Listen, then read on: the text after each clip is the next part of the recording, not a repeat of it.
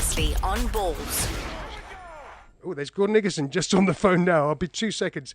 Gordon? Yeah, Gordon. Yeah.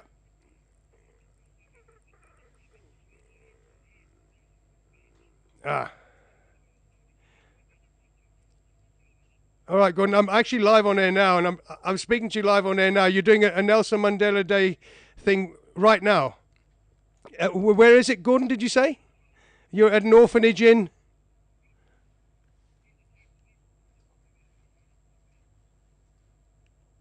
Right, Gordon. Can you just say that again for me? I can hear you. I can hear you. Yeah. Where are you now, Gordon? We're at the orphanage. An orphanage in Ndola, is it? Yeah, Ndola, yeah. Cool. All right, mate. And you're doing that as your 67 minutes for Madiba Day today, yeah? That's it, yeah. We brought all of the stuff in for the kids and food and cold drinks and balls, and we're going to play with them and spend 67 minutes with them.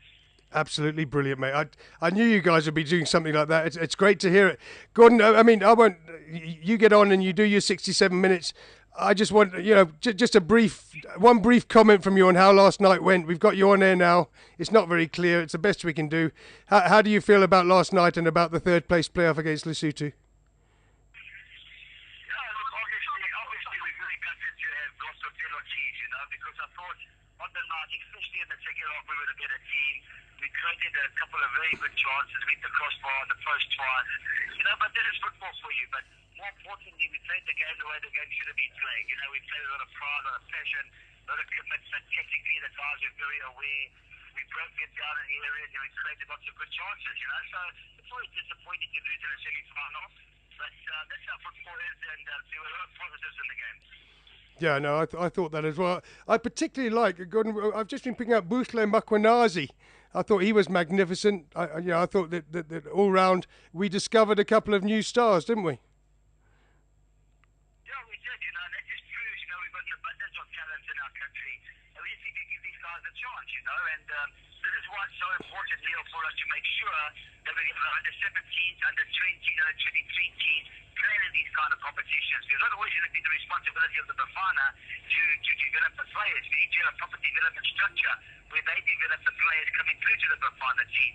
But last night just shows you that we have got the abundance of talent. There are many, many players left behind that can also step up to the plate, and this argues well for the future. The most important thing we have to do now is make sure under 17s, under 20s, under 23 teams play in these kind of competitions. We need to create competitions for them. They need to play international matches. They need to travel to Germany, travel to England, travel to Belgium, travel to Europe, and gain this experience at their levels. I think this is the most important, and this is the biggest mistake that we've made in our past. And we have to rectify it and make sure that these guys are given the opportunity to gain the kind of experience that is needed to play for Bafana. Great stuff, Gordon. Listen, I really appreciate you coming on from the orphanage in Ndola, where you guys are spending 67 minutes for Nelson Mandela Day. And, we'll speak later in the week. I understand that we can't take you for a full 10 minutes with a proper line. But thanks, Gordon. Thanks for coming on, and good luck with the kids there today. Enjoy your Mandela Day. Cheers, mate. Yeah, Neil, and just if I can just, on behalf of the team and all the players here and the technical staff and everybody concerned, wish Nelson Mandela a happy birthday. Great stuff, Gordon. We will do. Thanks, mate. Cheers. Thank you. Cheers, Gordon.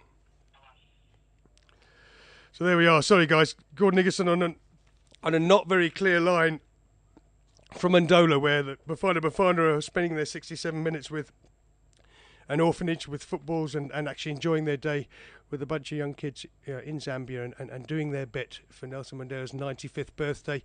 Also, some interesting points. I don't know how clear that was for you guys. I could hear it quite clearly, but with Gordon Igesund, you can't just call back, because he gets so many calls and so much interaction with everyone. So just to repeat what he said there, that he thought that last night's 0-0 draw went into extra time, lost on penalties, only one penalty missed, Larate Chabangu's penalty saved.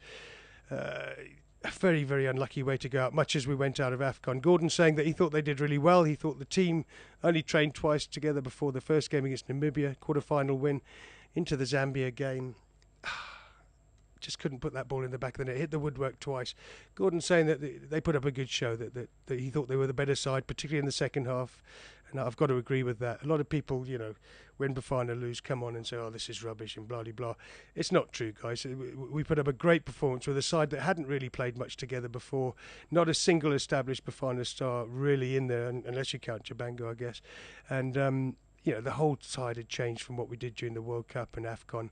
And they came away with a reasonable performance. And as Gordon said, we also discovered a whole new kind of set of players. And the vital thing for South African football, and I hope SAFA are listening, is that we get our under-17s, our under-19s, our under-21s playing proper football, getting youngsters overseas at any cost, trying to get people, to improve their skills, improve their touch in particular. That's what all the British scouts tell me. They're worried about the touch of this guy and that guy in South Africa. And Gordon Igesund is singing from the same song sheet as Gavin Hunt, as Stuart Baxter, as Stephen Kamala, as all the people that I speak to.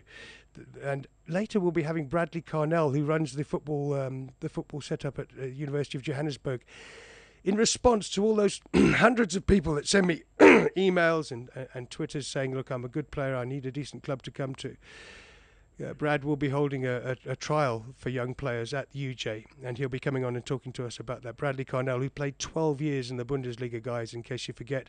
And I'm trying to get people like Philemon Masinga, Bradley Carnell, those kind of lads involved in development and getting big names into development so that the PSL clubs can't turn around and say, oh, you can't play for the under-20s, you can't play for the under-17s, we need you here.